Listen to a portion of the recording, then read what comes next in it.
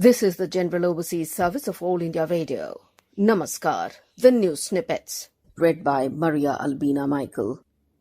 The Naval Commanders Conference 2020 is being held in New Delhi.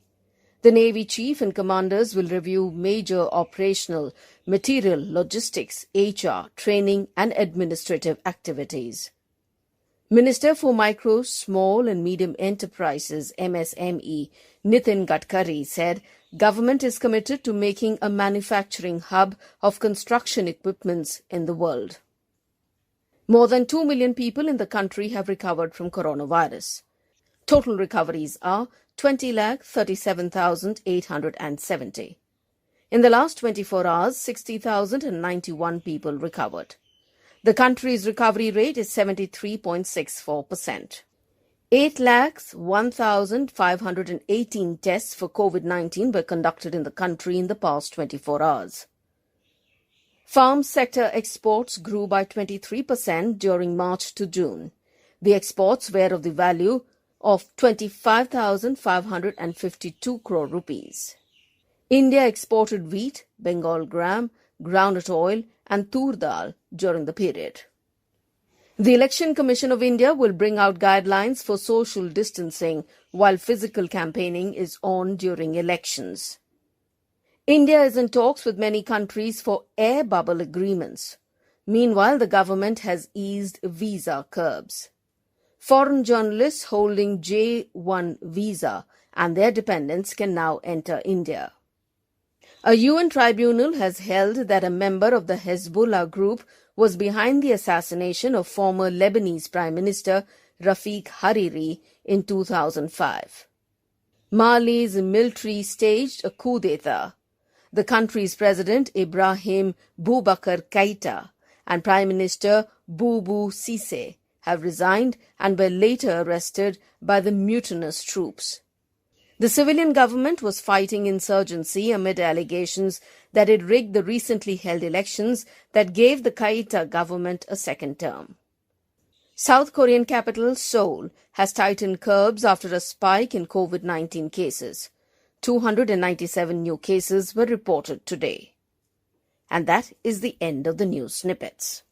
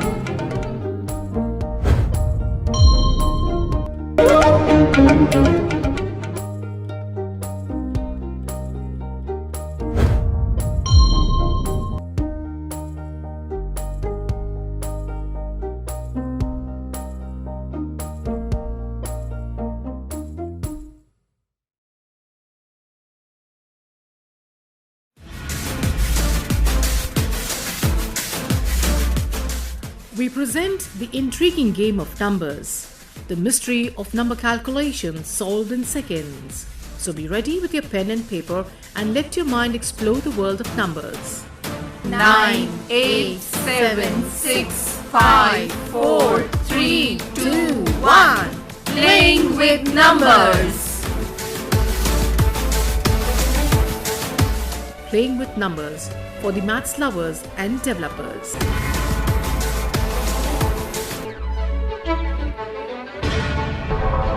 To learn the solution in a few seconds, special types and lengthy questions under the guidance of teacher's teacher, maths wizard Ashok Kumar Roy. In this episode, if we think about 43, this is 7 less than 50. So for value of 43 square, we will keep in our mind 7 and 25 for two small mental calculative activities in 2 steps. In the step first, we will calculate 25 minus 7, which is 18. And in the second step, we will calculate 7 square and write it in 2 digits, which is 49. So for the final answer of 43 square, we will put together both the results of both steps, first and second, from left to right respectively. So 43 square will be 1849.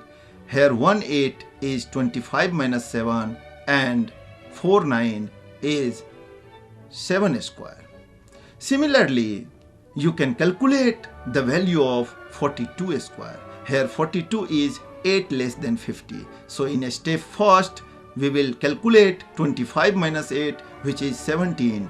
And in a step second, 8 square is equal to 64. So final answer of 42 square is equal to 1764. Similarly, 41 square will be 1681. Here 16 is 25 minus 9 and 81 is 9 square. So always remember 42 square is equal to 1764 and 41 square is equal to 1681. Now we will find out the value of 43 square. Since 43 is 7 less than 50, hence in order to find out the value of 43 square, we will keep 7 and 25 in our mind for the 2 small mental calculative activities. In the first step, we will calculate in our mind 25 minus 7, which will be 18, and in the second step, we will keep the value of 7 square in 2 digits, that is 49, in our mind. Now to write the value of 43 square, we put together results of step 1 and 2 from left to right respectively.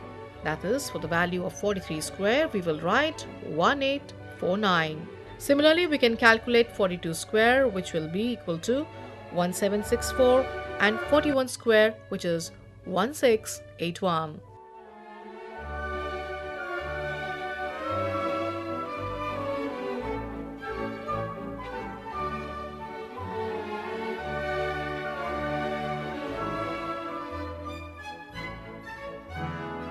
This program was conceptualized and produced by Monica Gulati. Assisted in production by Divya Nambishan and narrated by Lucy Gabriel.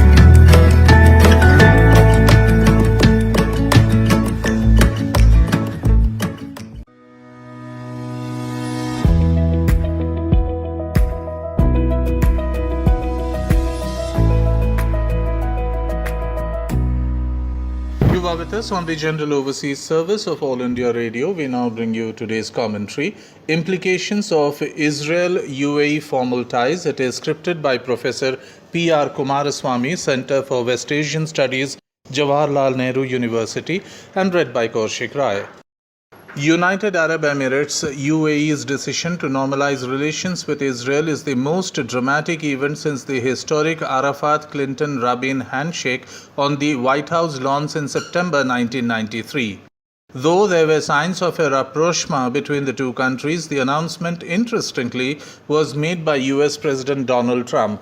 It unravels a new page in Israel's overtures towards Arab countries of the Gulf. Within the next few weeks, a formal agreement will be signed by Israeli Prime Minister Benjamin Netanyahu and the Emirates Crown Prince and de facto ruler of Abu Dhabi, Mohammed bin Zayed Al Nahyan, in Washington. The announcement comes with an exciting twist. In return for normalization of ties, President Trump declared that Israel will suspend declaring sovereignty over areas in the West Bank outlined in his peace plan announced in January this year. For a host of domestic and international reasons, Netanyahu was not keen to annex parts of the West Bank as he promised before the Knesset elections held in March 2020. Though facing criticism over abandoning annexation, Netanyahu leveraged his position to secure the Emirati recognition. For its part, UAE sees and presents the halting of Israeli annexation as a tangible step to reiterate its support for the Palestinians. In short, UAE, Israel and the US are presenting normalization as a win-win situation for all and importantly for the Gulf region. The Emirati decision raises three main issues. The regional and international reactions are along expected lines. While Bahrain, Egypt and Oman have openly welcomed the Emirati decision, the Palestinians feel let down, betrayed and sold out.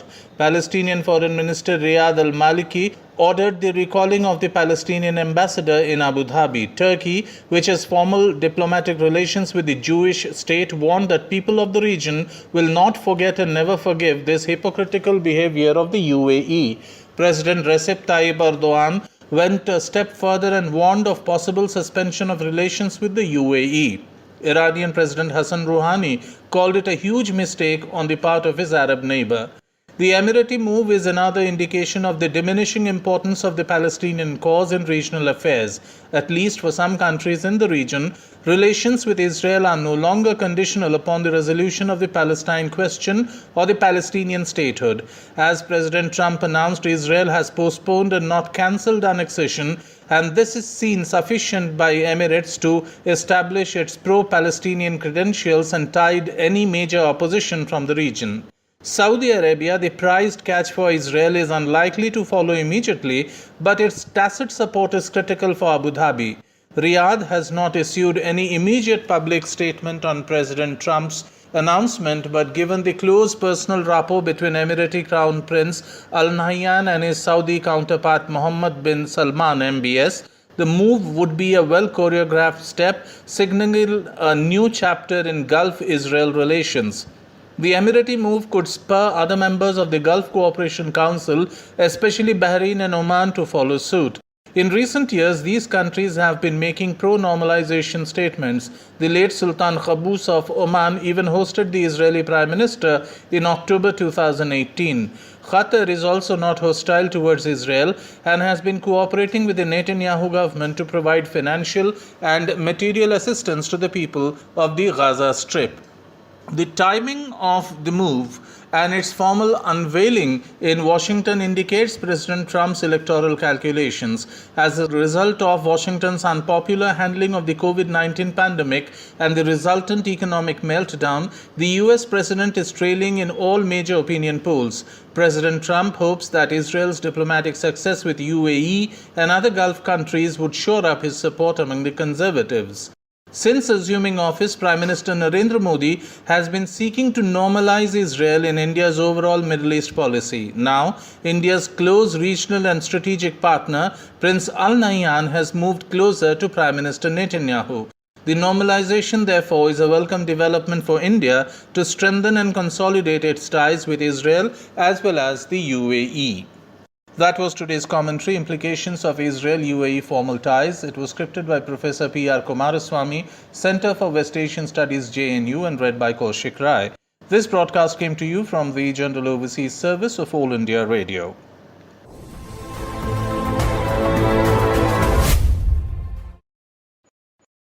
Today is World Photography Day. It is a day dedicated to the art of capturing moments and memories of life. Enjoy some of the captured clicks by our team.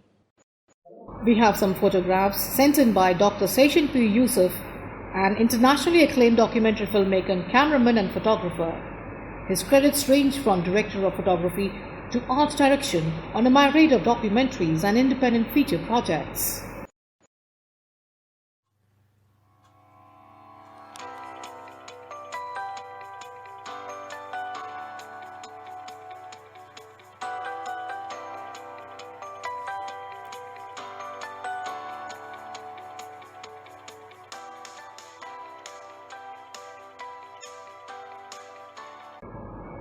We also have a few photographs being shared by Mr. Ram Kumar Sharma, an adventurist, a nature lover and bird watcher. He belongs to the AIR family.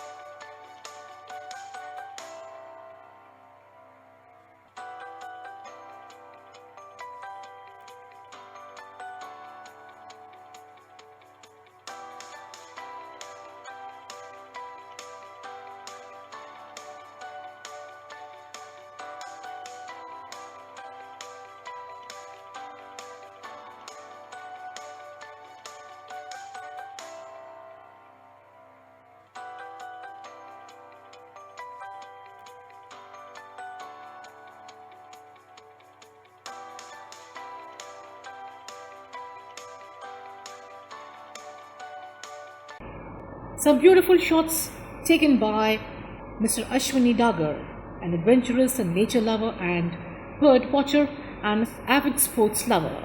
Also belongs to the AIR family.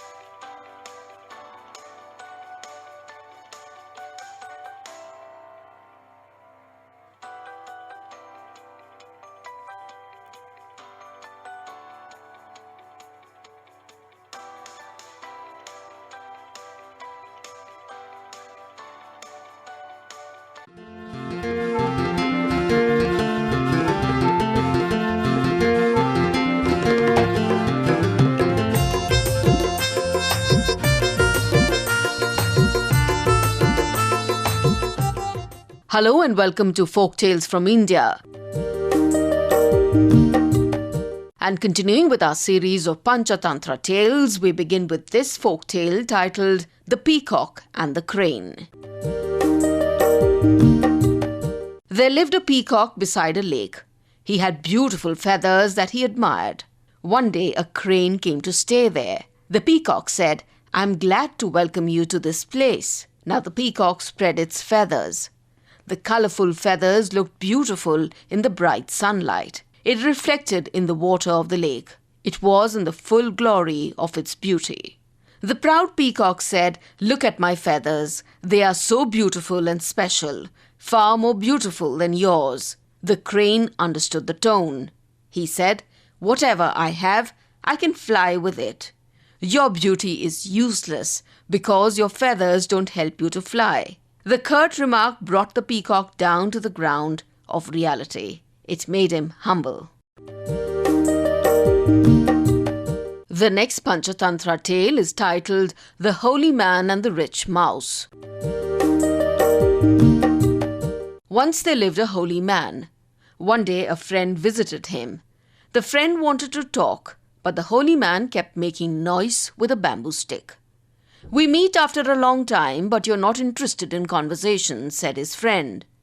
The holy man said, "No, my friend, actually I'm warding off the mouse who eats the meal I save. Come, let's find it." The two men searched the whole of the mouse. When they found it, they dug it up and found the load of meal the mouse had accumulated. They immediately took it away. When the mouse returned home, there was no food for him. He lost all his energy and stopped moving out. So the holy man got rid of the mouse.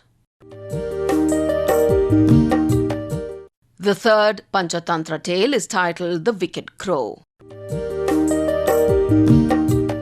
There once lived a heron who was into bad company of a wicked crow. One day a traveller was resting in the cool shade of a tree. As the sun moved to the west, the man's face was exposed to the blazing sunlight. The heron took pity at the man, so he spread his wings to guard the man's face. But his friend the crow was trying to hinder the man in sleep. When the man was yawning, he quickly relieved himself right into his mouth and flew away. The man woke up and looked around. He found the heron and thought it was the one who did it. In anger, he shot the bird dead. The moral: one suffers for the evil company he keeps. The next folk tale is titled The Poor Cat. A cat fell in love with a man and prayed to Venus to turn her into an attractive girl. The goddess granted her prayer. Now she was a beautiful girl. The young man fell in love with her. Soon he took her home as a bride. The goddess was curious to know whether the cat has adapted all kinds of possible humanly qualities. So she put her to a test. She set a mouse in the house that started running to and fro. This was too much for the girl. She forgot about her new shape and, like a cat, pounced on the mouse. Shocked at her action, the goddess once again changed her into a cat. Try as one may, it is impossible to change one's nature. And we now bring you a Panchatantra tale titled Two Fighting Rams. In a jungle there lived a wolf. One day he came across two rams fighting violently. The wolf stopped there and thought, if the two rams get killed in the bloody fight, I will be the gainer. I can eat their flesh and taste their blood. Both the rams were severely injured while fighting. Blood gushed out from their injuries. It tempted the wolf. He went ahead to lick the blood from their injuries. The rams were so much engrossed in their fight that they could not even notice the wolf. The impatient wolf greedily licked their blood. He poked his head between the battling beasts, and all of a sudden he was crushed to a shapeless pulp of flesh. He died for his impatience and folly. The next folktale is titled The Arab and the Camel. A man was once about to set out for a long journey across the Arabian desert. Before leaving, he spent quite some time preparing his luggage. Thereafter, he loaded all he wanted to take with him on the back of the camel. When the preparations for the journey were over, he asked the camel whether he would prefer going uphill or downhill. The camel listened to him carefully and calculated the weight put on him. After a while, the camel asked his master, "Sir, is there a third option of undertaking a journey straight across the plain? If it is possible, then I will be happy to take that route only. Given the weight of the luggage I am carrying, I think the easiest route should be preferred." The seventh folktale is titled The Ram's End. Once upon a time, a ram used to stay in a village. One day he went to the forest and discovered a lot of greenery. He ate to the full, but could not find the way out of the forest. So he had to stay there. Others in the forest were scared of his looks. He had twisted horns. The lion too was scared to see such a beast. He thought, "He must be stronger than me. I have to keep away from him." Later, the lion saw the ram eating leaves. The lion understood the nature of the beast. "Oh, my fear was meaningless. This beast is weaker than me," said the lion to himself. The lion pounced on the ram and killed him in no time. And finally, we bring you this Panchatantra tale titled The Foolish Friend. Once a king appointed a monkey as his bodyguard. One day when the king was resting, the monkey stood over the king's bed, looking around watchfully. A little later, a fly flew into the room and buzzed around over the sleeping king. The monkey waved his hands and drove the fly away. But again the fly returned. The monkey shooed it away again, but the fly flew back again. This time the monkey decided to teach it a lesson. He seized the king's sword, and when the buzzing fly sat upon the king's neck, he brought the sword down in order to cut the fly into two. The fly escaped, and the poor, unsuspecting king was cut into two. The moral: sometimes a foolish friend does more harm than a wise enemy. You were listening to Folk Tales from India, in which you heard Panchatantra stories. This broadcast came to you from the General Overseas Service of All India Radio.